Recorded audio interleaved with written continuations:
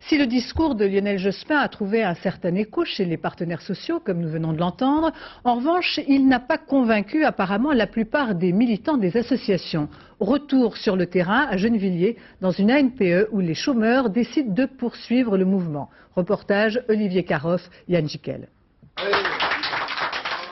Ils n'applaudissent pas les propositions du gouvernement, mais bien au contraire la décision de poursuivre l'occupation de cette ANPE. Depuis hier, ils sont quelques dizaines de chômeurs mécontents. Ce matin, après avoir entendu le discours de Lionel Jospin, ils laissaient éclater leur colère.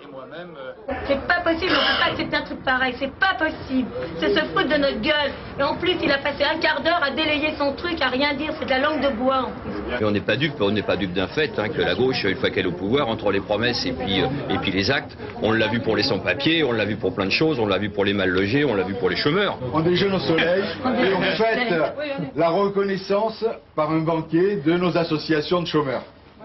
Après 5 jours de lutte, ce que craignaient avant tout les responsables de ces actions, c'était la démobilisation.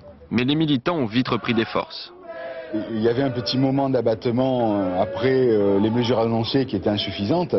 Mais en réalité, quelques heures après, ce qui a pris le dessus, c'est la volonté de ne pas en rester là. On va montrer notre détermination, ça c'est clair.